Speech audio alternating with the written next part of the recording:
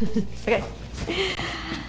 Hi, and welcome to another Facebook Live. Yes. I get to be here this week, and I'm very excited to talk about cottons and all sorts of autumnal fashion. That's right. Yeah.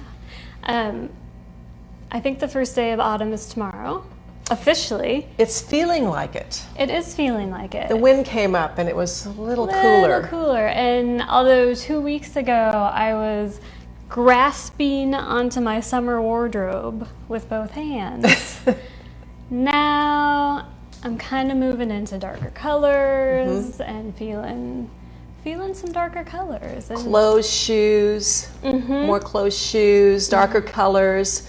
Even if the fabrics aren't heavier, the colors are changing. It's that transition, and even driving here, you know, so I have like an hour drive from Kansas City to Topeka, and it's fun during the summer because every time I come out, it's green or it's purple because the wildflowers are different, and now it's green, but there's this russet overtone, and then these pops of yellow with the sunflowers. And it's just, you're kind of like, oh, I like that. I like that color combination. There is something to be said for seasonal changes. I know not everybody lives in that kind of climate, but here in Kansas we have 4 definite distinct seasons. And I was thinking today as I was leaving the house, and it was cool, I didn't wear a jacket today, but I could have. And I love jackets. I love coats. Coats and jackets. Yes. I would have a hard time being a place where I could not have a good winter coat, just because I think they're so beautiful. And boots. But we have a lot of customers who never have a winter coat. I know. So I know. Yeah, I know. I guess you can't take the Midwest out of a girl. She needs her winter coat. Right. Well, we're going to talk about the panel pants first. We are. Because this is the month of panel pants. Now, this is an original panel pants. Well, that's right. The original, we had this pattern out, I don't know, 30 years ago. And I've heard from a lot of people who are very grateful that we brought it out again. They have their original patterns, they're going to use them, or they're going to change them, or they're just going to buy the new one. Right. Because we did make some significant changes, particularly in the proportions and the length of it. But yeah, they're happy to see it out again. Yeah, I've gotten emails from people who lost their panel pants pattern, and they're thrilled that they can get it back. It's their favorite pants. So who knew? This little sleeper was downstairs the whole time. I know. It's been a very popular concept, and a lot of people have signed up for the monthly workshop, and you can still do that. So don't forget to do that. And we pulled out some fabrics. We did. So the original kits were sold out of. Right. But we came up with some new options for you, because with the panel pants you want a real drapey fabric, like it needs to flow. This is one of my favorites. I think of it as neckties. Doesn't it look like necktie fabric? Yeah. This is rayon. I think it's silk. Did Is I it make silk? that up? Or is We're both right. Yes. Silk and viscose. Silk and viscose. I don't know the proportion of what, but yes, silk and viscose. So it has that beautiful drape. This has kind of that Johnny Was, a little bit of Hermes, Dolce & Gabbana, that whole mixture thing going on. So if you don't know how to mix fabrics, this is already done for you. But I think this would be fun because you could pull out one darker section or one other section and do the center panel, and then have other sections of the pants, because it's 3 sections across, and then the center panel is 3 sections. So you could really play with this. It'd be really fun. And you would not have to line this, even though we have a lining pattern. And I think this is a perfect, like what I think of as fall transition, because it's got the darker tones, but it's also got pink and it's got red. So if you're still wanting the brights, you can pull them out. But if you want to go dark, you've got browns and olive, and love it. Yep.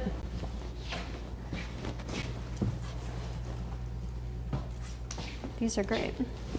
These are kind of I think of them as like little 1930s prints, little geometric. I knew you'd like these. So they've got, I'm going to come up close. Can you see? You can see it's little diamonds with very geometric flowers within. And again, you've got the dark background, but you've got brighter colors on the inside. Burgundy and kind of a light blue that while we're waiting to get to winter, you can pop out.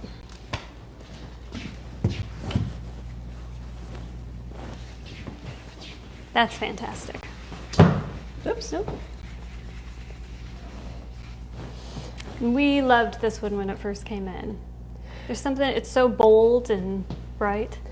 You can certainly make your panel pants in something basic. But for some reason, I like... Why would you?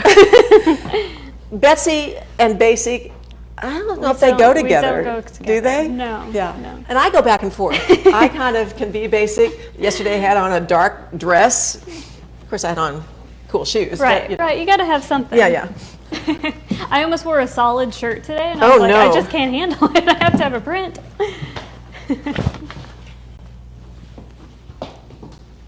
This is going to be upside down, I think, when I show it. But yeah. Kind of a leafy, yeah, floral tree thing. Nice bright blues. Yeah. It'd be great to bring out the green in it, I think. And then we have these two that... Last but not least, they're back in stock. These beautiful Liberties, which we ran out of a few weeks ago. And now they're back. I ordered them again because I couldn't live without them. I know. But I think you can make panel pants out of this too. I think so. It's light enough, and as you wash Liberty, it just gets softer and softer. So I think that would be lovely in panel pants. But I love this especially. Yeah. And you know, I know some people are hesitant about big prints on top, and so pants are perfect for that. That's right. That's where you put them. All right, so fabrics for panel pants and back in stock. Yeah. So we've got some book show and tell today. Do you want to start or should I? I don't. Let me start. Okay. Because then yours will lead into what you have on. Next. Yes, that's right.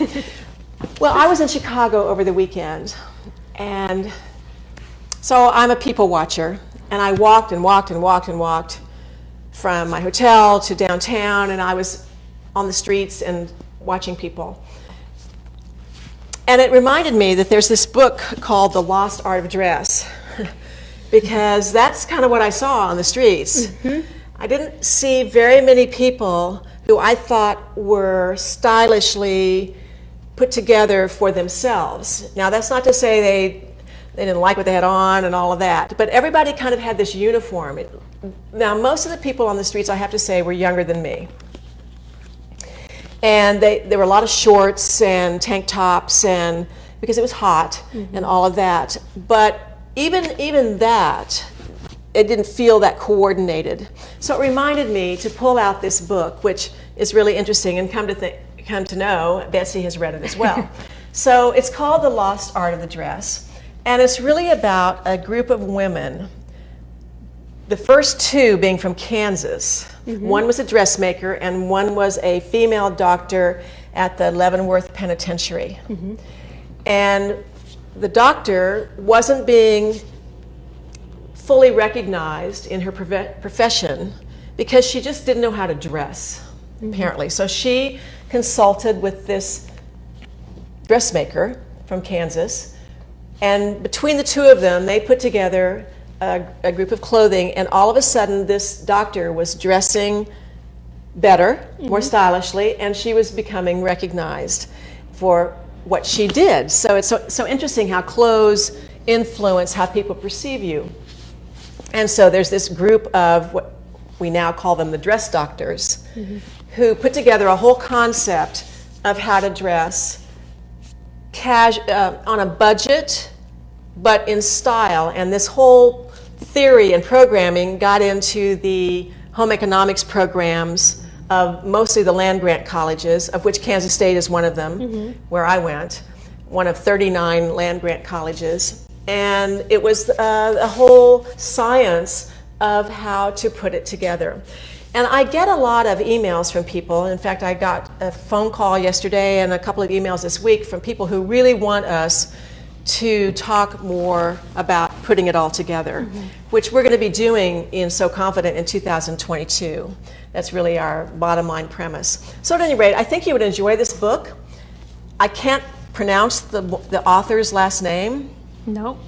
That's, yeah. No, Przybylski, something like that. Good. Linda is her first name. So obviously she's my age because all Lindas are my age. But The Lost Art of Dress, I think you'd enjoy this book about the art of dressing and how that whole concept came about. It's funny, I was thinking of that book recently because I was speaking to someone who, they work in a coffee shop or manage it or something, and they have younger people as the baristas, as you can imagine, a lot of teenagers. And she was struggling with the way they were dressing. And, you know, for casual on the street, it was fine. But, like, we're talking, like, short shorts, because they're teenage girls. That's what they wear. And she couldn't decide if she should say something or not. And we were having a debate on whether or not you should get to wear what you like if you feel good in it. But then after the conversation, I thought about this book and how they would teach you what was appropriate for work, right, versus what was appropriate for school versus just being out. And I feel like that's lost a little bit. And for me, as someone who likes to dress up a little, or a lot, I think that maybe younger people who aren't taught that, they lose a little something. You don't get the enjoyment of putting together the outfit if you're just wearing like volleyball shorts and a tank top. Right. And there is a place for that, but you know, the power of walking outside your house and knowing that you're put together, I feel like that's something that people need to grasp. I so agree with that. There are days when I leave the house and I know that I look pretty good and I feel pretty sharp, and I operate that way for the rest of the day. And there are other days when I kind of missed it a little bit, and I'm too lazy to go back in and maybe change, and it doesn't matter because Aaron and Deb don't care what I look like at the office. But yeah, then I'm not right all day, right, and realize I kind of missed it. There's a comfort level in knowing that you are dressed, you know, where you feel good and you feel a little bit powerful because you don't have to worry about that aspect of your day.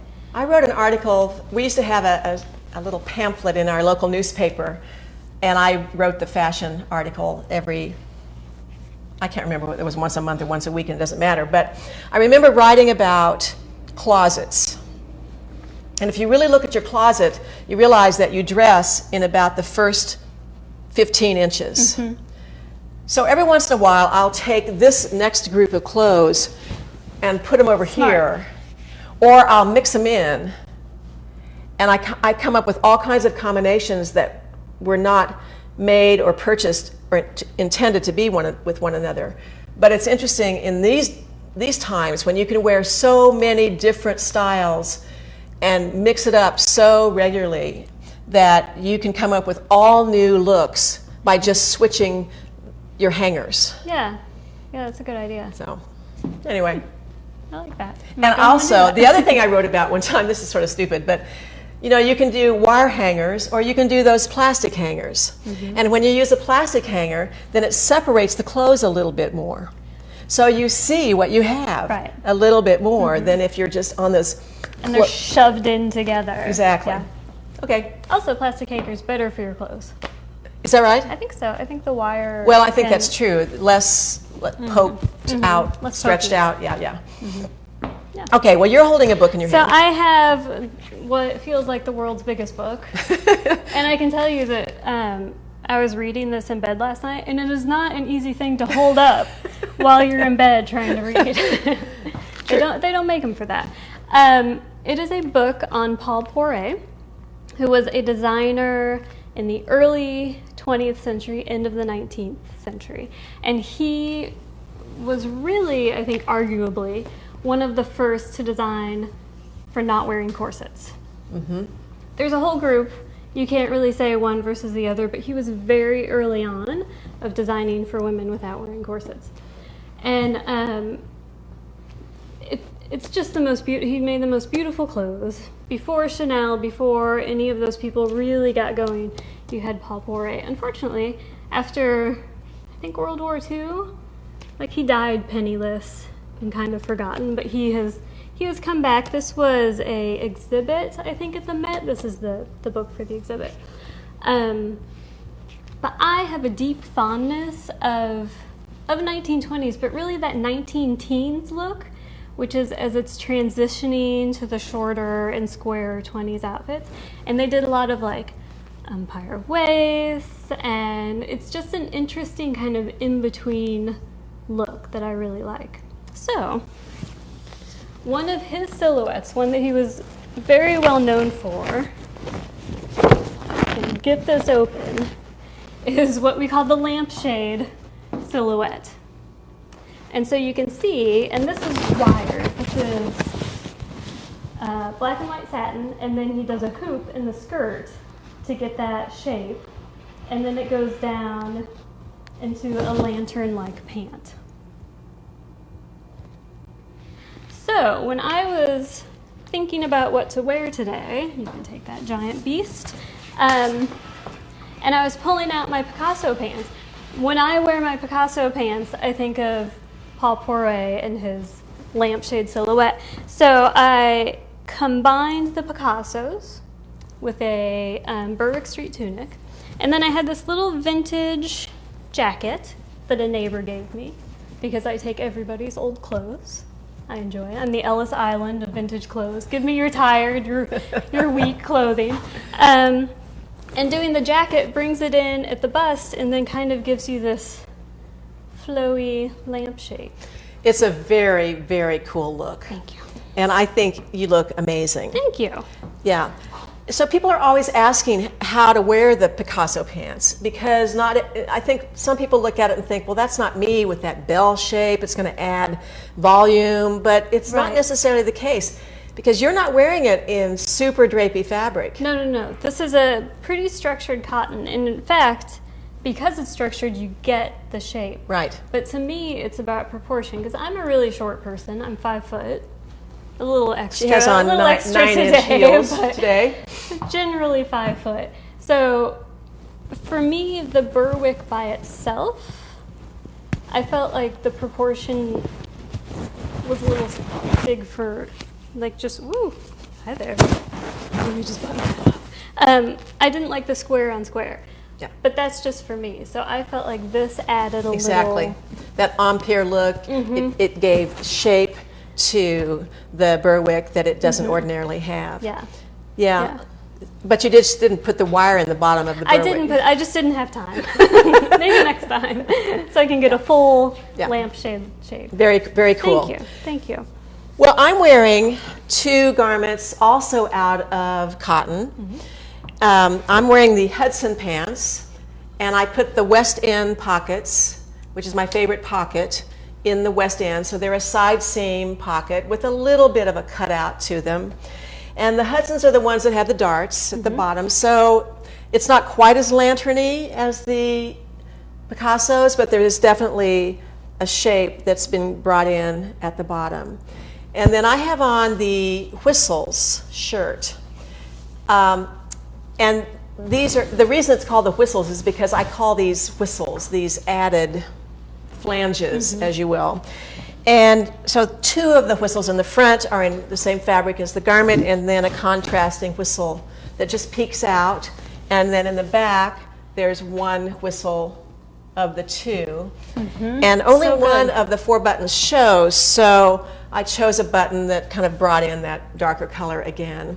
This is the wrong side of the fabric, which I wouldn't use necessarily because it has a float to it, but it did make a kind of a nice little contrast when you roll up the sleeve. So these cottons that we're going to be talking about do have structure, and I think there's a place for this kind of look. I looked at myself in the mirror and I kind of like this.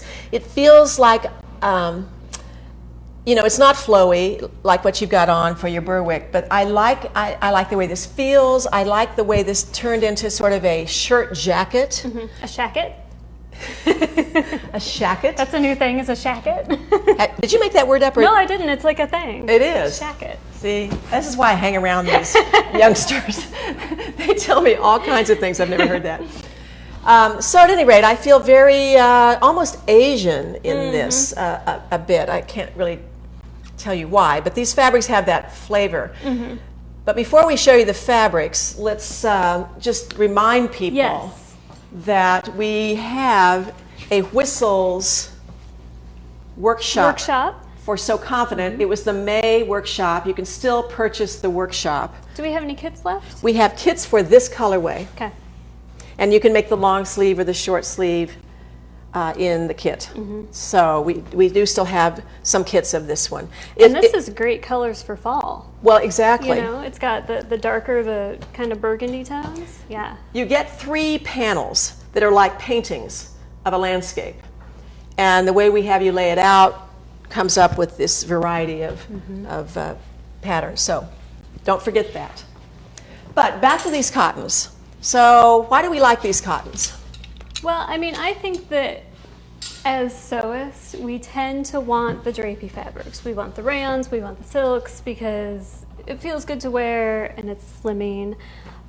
But I feel like you lose some of the design sometimes if you're only ever using drapey fabrics. Right.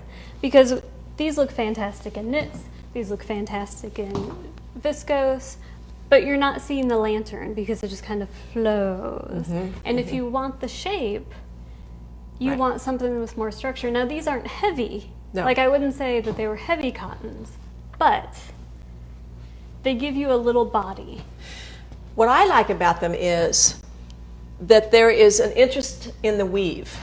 So I'm always looking for solids that have a little bit of something, texture or a little dab of color, because I don't always feel like wearing a print. And these do this for me, because these fabrics have a very Asian overtone to them because of their structure. They are jacquard weaves. Jacquards were, you probably know this, you're a history buff of fashion, but the jacquard loom was invented in France in the late 19th century. And it's a process of taking a design from a piece of paper and putting a design on a card, so to speak. And then these cards operate one thread, and you can have up to 1,200 threads that make a weave. So you get these patterns, sometimes tone on tone, sometimes colors, brocades, damasks, tapestries. And you get texture. And you get texture and pattern, and yet they're somewhat solid. But it might be shiny and dull, or a little bit of color on color, or in the case of what I have on, which is kind of like a seersucker. It's a big seersucker. Right. So when I washed this fabric, it became more rumpled, and I liked it a lot, and the texture really popped out.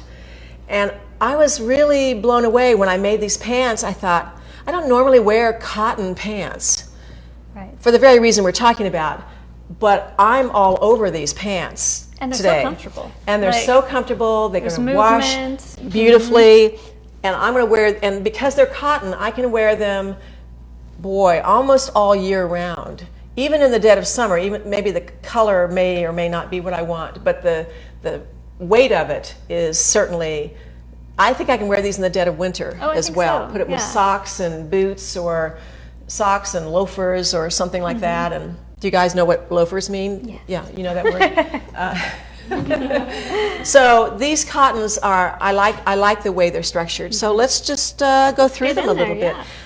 I put together some, quote, combinations of either mixing it within one garment or mixing it between top and bottoms or a third piece or something like that. So this is the one that I have on.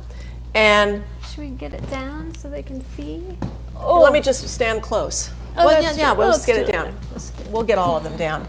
So there's a little tiny little check in it that's in a neutral color and a peach tone and a little bit of an orange tangerine color.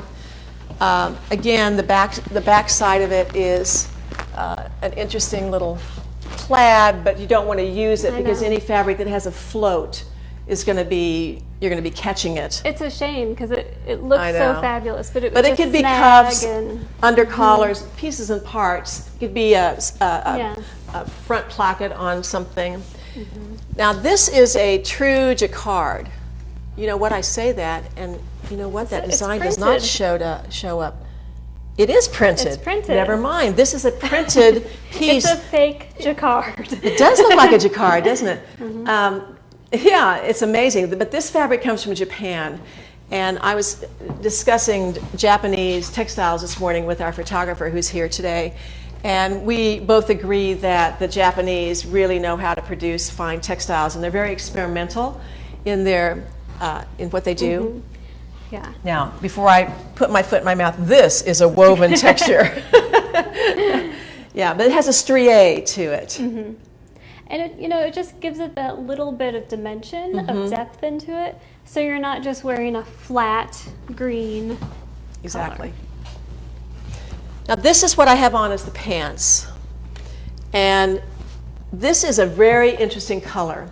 You could call it gray or charcoal, but you could also call it indigo, which is what I think we actually call it. There is a bluish tone to it. So it's kind of like a real stormy indigo blue. But to me it goes with so many things. You could put it with my kinds of colors. Betsy likes the same colors as I do, but you could also put it with your reds and blues and royal colors as well. I mean, you could even do light tones because it's such a good neutral. Like you could do a little blush pink with it, or some...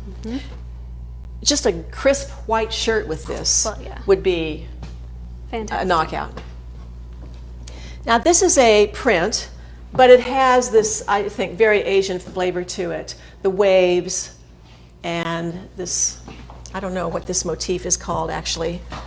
Well, these are designed by Aboriginals from Australia. So like, I can see the country in my head, but it's not coming to me. Yes. Yeah. So it's a company that has native Australian designers design their fabric, and each print has a story. We have the story on the website. You can go in and see what their inspiration was.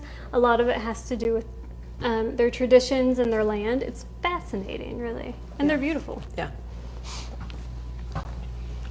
And then this just reminds me of a good cross-dyed, almost linen, but it's cotton. So you have this pale gray and you have white combined to have just show this little bit of texture. So a very good basic to make a shirt or a bottom. Messing up your wall, I'm sorry. That's quite all right. And then quite you've all got right. some hiding down here. Do we want to get these? 2 more greens. This has a little tiny stitch, little cross stitch in there. This is actually the same pattern As that you my have pants. on your Picasso pants, the little stitched. Now speaking of hiding, this is more of an embossed fabric. And we have a mix-it tank made out of this. Somewhere. And do you think we can find it? We have searched, and so it's under something, either in the vault or upstairs. I don't know where it is. I have a feeling it's under like a jacket or something somewhere. Something. But somewhere there's a picture of you. On the homepage currently, there is a picture of me in that tank. So you can... Yes. Now, did you have it on with this? Yeah. Well, in the picture, actually, I had it on with my pants. Okay. But I also had pictures with this. Yes. So this is another one of these fabrics from the same company. We don't have this exact red, but we do have this red in the little cross stitch. And it's a fabulous red. Like it's a great red. It's red. Sharp, it's red. Yeah. It doesn't go blue or orange. It is just perfect. Good old red. Perfect red. So this is the 6th Sense skirt, which is another, you would wear this probably a little bit shorter. It's a little long on me, yeah. Yeah, but it's your kind of skirt. Sure. Yeah. It's got a nice pocket. Yep. Gotta have a pocket. This is another kind of shot cotton. It's got a big green on it. This is what, blue and black, do you think? Blue and gray? Looks like. It's either charcoal and light gray or blue gray and gray gray. I don't know. It's got a bluish tone to it for sure. So this is more of a pumpkin color that has that gray in it. And again, it's that little square jacquard weave with the little check background.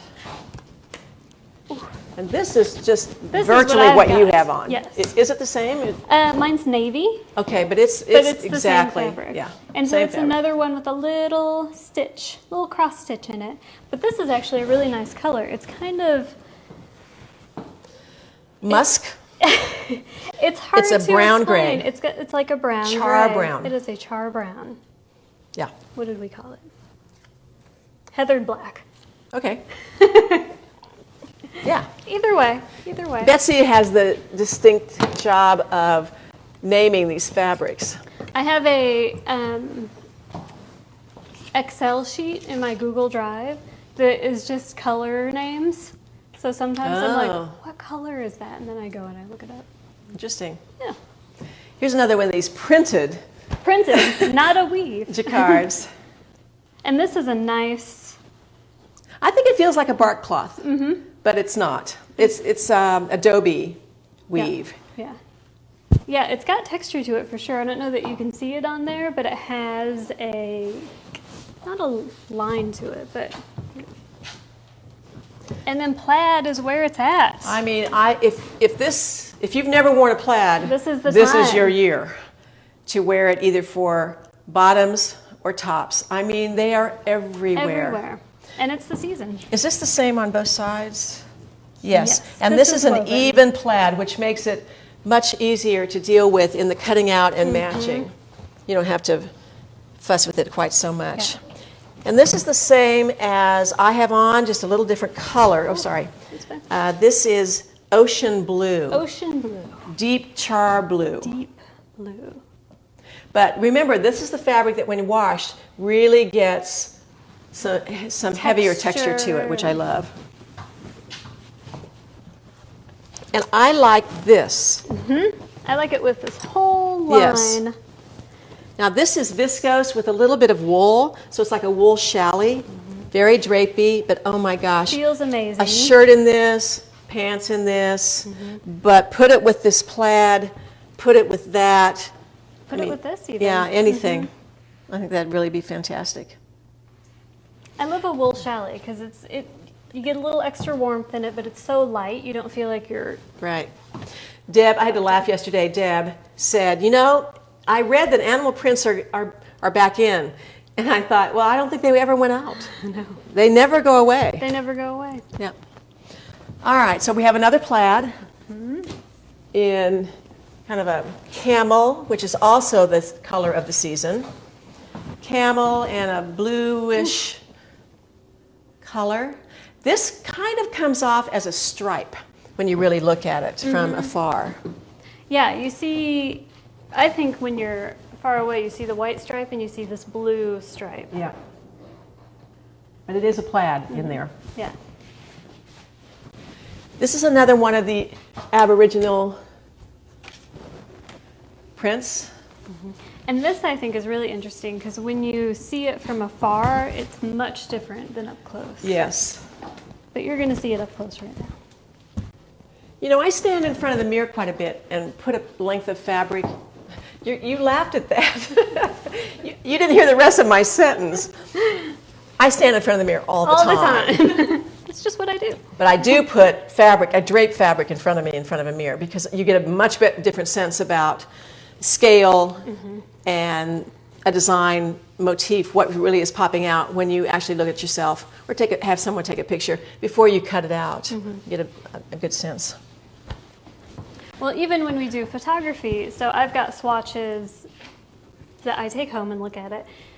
And sometimes looking at the swatch and then trying to find the pictures in the whole slew of pictures that we do, it's hard to find because it looks so much different to look at this versus an entire photograph. Like that, I didn't even recognize. What is that fabric? And that, in a sense, is a vertical stripe too, if you really look at it. Because it's got that wave that goes right down.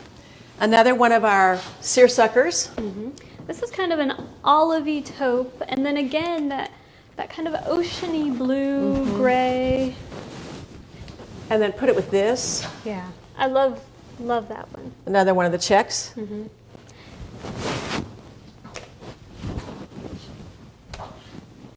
this pinky red, this is another Australian print. Almost floral, but not actually. But then from the back, you really see how it moves through. And with the gray, it's perfect. Yep. But this goes with this. This. This. These are all very interchangeable and really, I think you'll like sewing with these. They're easy to sew. I don't usually talk about how long it takes me to make something because it's not a race. Right. But these pants that I have on, I cut them out yesterday afternoon here at the office, and then I was home by about 5:30, and I was done with these pants at 7. And that's 2 pockets, 8 darts, hems, and an elastic waist. And I didn't really I didn't rush. Yeah. So I thought to myself, it would take me longer to shop for these than to make them. Yeah. So. I sew with a lot of rayon, and it's not hard to sew with. I don't really have any trouble with it. But when you use like a structured cotton, it just goes through so easy. It cuts really easy. It pins. It goes together. You're done. The only thing I even thought about with this fabric was there is sort of a light side and a dark side. I don't know if you can see this, but these little squares are kind of light, or you can choose them with the dark. And either way, I felt the need to sort of quasi-match them across the side seams. And I just lined up the notch at the side seam and also made sure my bottom was on the same line. And then I didn't even really work at matching it. That's the nice thing about this fabric. I just laid it down and sewed it. So I didn't have to tape it, glue it, baste it, whatever. It was perfect. So speaking of darts, so everybody has a different way of sewing darts. And I'm just going to show you how I sew my darts. Is that close enough? Yeah, it's reflecting off the light. Oh. Right. Right. There we go. Is that better? Yes, you can see the dark Okay. line now. So most darts have an end point. Well, all darts have an end point. And then there are usually some markings here and there. So I'm right sides together and I'm stitching. I'm usually drawing a chalk mark from point to point. But along about an inch before the bottom point, or the top point in the case of the Hudsons, I start to really come in. And then I backstitch along the fold 2 or 3 stitches. Some people will tie a knot. Some people will reduce the length of their stitches for about a ½ an inch, but I'm too lazy to do that. So I'm just interested in getting near the fold pretty quickly above the dot and then backstitching. And then I'm going to press those darts over a ham, because the idea of a dart is to give shape, and the only way you can press to give shape is over a shape. So that's just a quick little, how do you do your darts? I'm glad to hear that you backstitch, because I'm a backstitcher on the darts. Erin, how do you do darts? I backstitch at the beginning, but when I get to the dot, I tie it. Ooh, she ties off at the end. She's a tie-offer. All right. Yeah, whatever works for you is fine. I just, people are always asking me how I do mine. So. All right, do we have any questions? Yes, can you repeat what you have on? I have on the Picasso pants, and the Berwick Street tunic, and a little vintage jacket. Little vintage jacket. And I have on the Hudson pants and the Whistles shirt. Okay. And let's see. So you said you pre-washed your fabric for yours, Linda? I pre-washed my fabric, which is rare, by the way. I don't wash very. I was going to say that's impressive. I know I don't wash very much, I'm not but very good I at did Well, I tell you why. Now that I think about this, I'll tell you why I did pre-wash them. I had intended to make these pants on Sunday, so I had the fabric laid out, and I knew I wanted to match the side seams with the plaid, and that fabric was sweeping away towards the selvage. So I wasn't going to be able to line things up. I thought, well, I think I'll just throw it in the washing machine and see if things will just kind of shift back into the place. And that's exactly what happened. But the benefit of washing them was I got that great texture. Yeah. So for me, washing was initially to just straighten the fabric. Well, and that's the benefit of these cottons, is that you can wash them to death and you don't have to worry about it. Exactly. So after you washed it, when did the waves show up on your pants? Maybe the texture changed? The question is... Oh, I'm sorry. That was my job.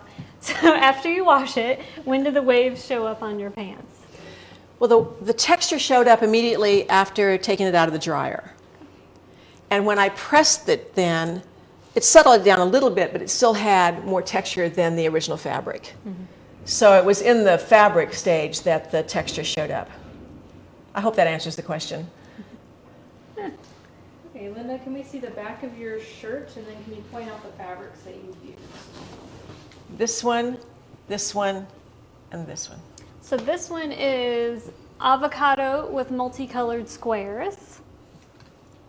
This one doesn't have a tag. Doesn't have a tag, but it's very recognizable. And then this guy is indigo textured plaid. Okay, sorry about that. We don't know why we're having internet troubles, but we're back. But we are. So fabrics to go with this pumpkin. I can see the greens.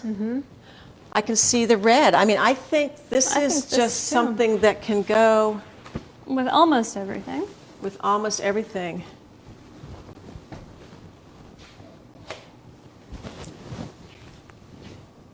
And actually, I'm going to get back in here. That's pretty. And do that with it. That's very pretty. So.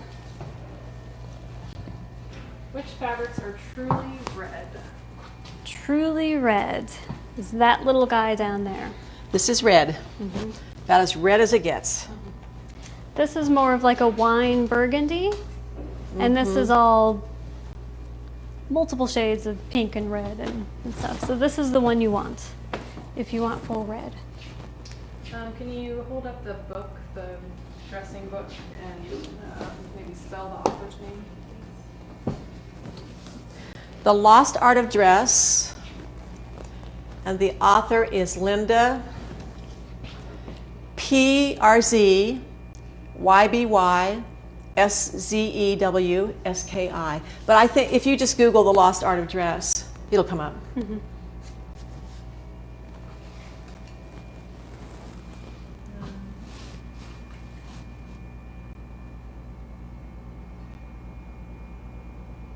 What pocket did you use for your pants, Linda? What pocket did you use for your pants? I used the West End pocket, the pocket from the West End pants pattern. It's the pocket I use when I insert it in everything. I know you can't see this, but there's a little cutout here. So you see part of the pocket. But the nice thing about this pocket is it's folded inside. So it's one piece pocket that gets folded and becomes the extension of your pants, and so you're only serging one bottom edge. I just like the pocket. Do the fabrics with the cross stitch snag? Do the fabrics with the cross stitch snag? No. I haven't had a problem with them. I've worn these pants a lot and I've washed them a lot and they're still in great shape. Yeah, the cross stitch on the surface doesn't snag. The wrong side of the fabric would. Yeah. So. But the little cross, I don't think is going to snag. I suppose, like any fabric, you could have some dreadful something happen, but it's not going to naturally snag. Yeah. I see a close up of the burgundy fabric.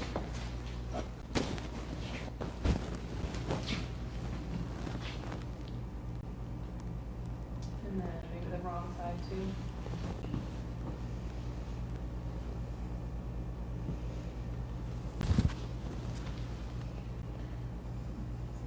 I know, the wrong sides are so pretty.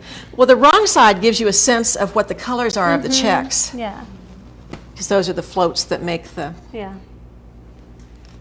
Would the indigo cream plaid pair with the dark ocean blue textured plaid? Would the indigo cream plaid Yes. pair, oh, I see, with the, what was the other one? The dark ocean blue textured. Yes. Dark ocean blue texture plaid. That's what we have hanging together here. So these two. Yeah, that's They a will perfect, pair that's a together. wonderful combination. Mm-hmm.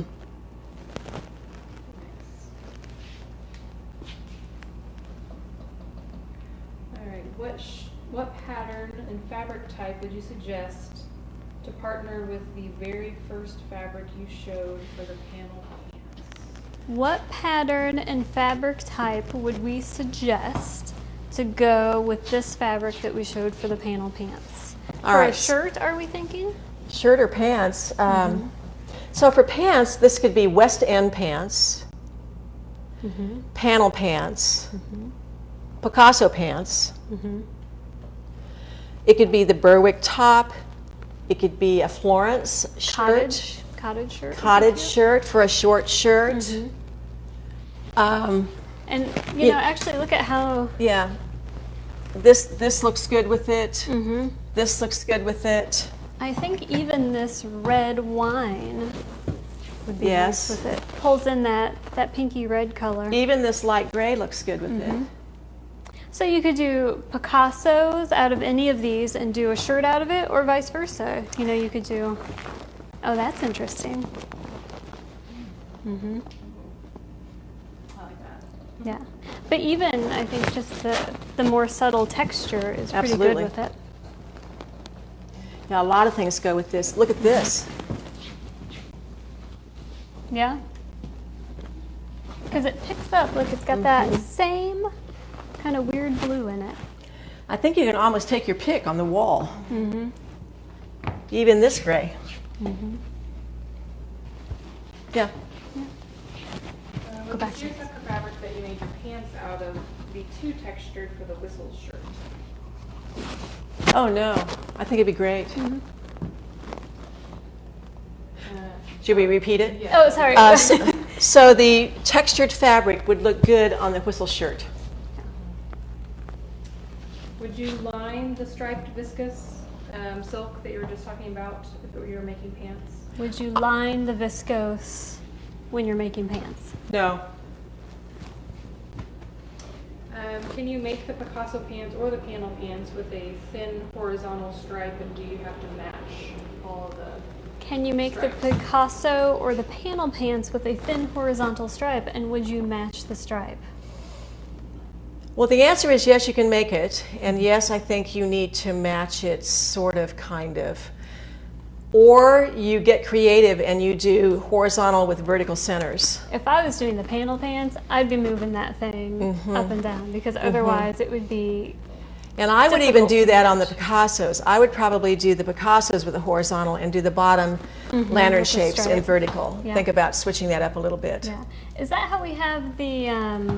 we have a railroad No, linen? we've done horizontal the whole way, but that's horizontal. I think this person's talking vertical. Right. Or no, No. that's right. Vice versa. Okay, well that answers that question. You're right. We have Picasso pants made up in a railroad stripe, and we've done horizontal the whole way, Yeah. every piece, and they're matched. Yeah. What's the width on the fabrics? These fabrics are 45 inches. 45 the ones inches that long. are on the bolts on the wall.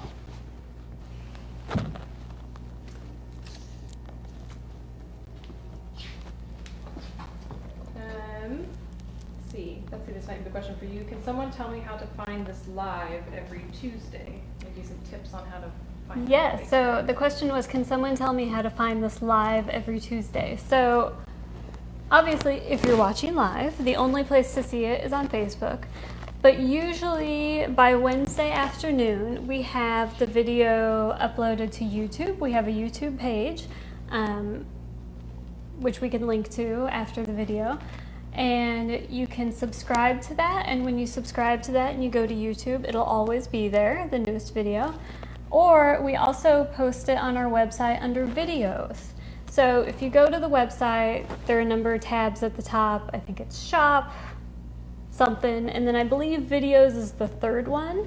And if you click on videos, it has every video we've ever done.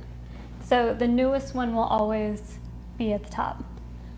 Usually they're up Wednesday afternoon, sometimes Thursday, depending on what happens. But normally we try to have them up pretty much right away. So. Linda, did you narrow the leg on your Hudsons? Did I narrow the leg on my Hudsons? No. This is straight out of the pattern. Length, width, and everything. The only thing I did was, because I have a deeper stride, I actually cut the pants one size higher, and then everything else is a straight size. The whistles for the short sleeve, did you just cut the sleeve off at your desired point? Did we just cut the sleeve off for the short sleeve at a desired point? And the answer is yes. This is the sleeve cut off. Makes it easy. Yep. Of course, I had to reshape the hem allowance to match the profile of what it's going to turn back on. But other than that, it's just cut off. Betsy, your shoes are great. Thank you. Thank you. I've had these shoes for ages, and I don't wear them very often because I don't want them to ever go away. So I used to sell these at my store, and I took a pair home. Very cute.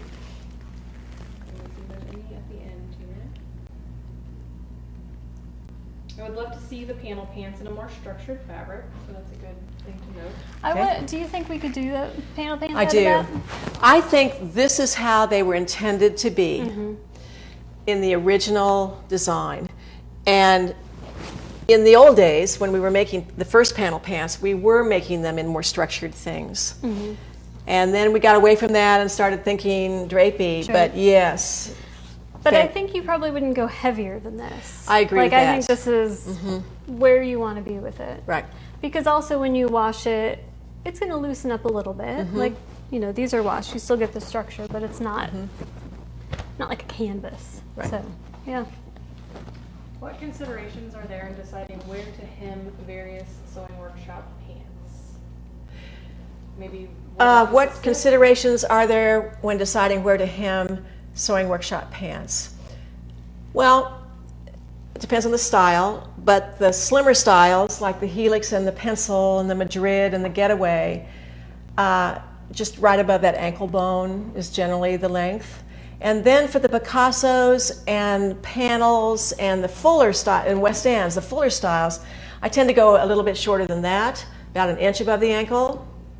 And then if you're making Valencias, some of the fuller, drapier pants, and even the West Ends, you can go to the floor if you're wanting an elegant look.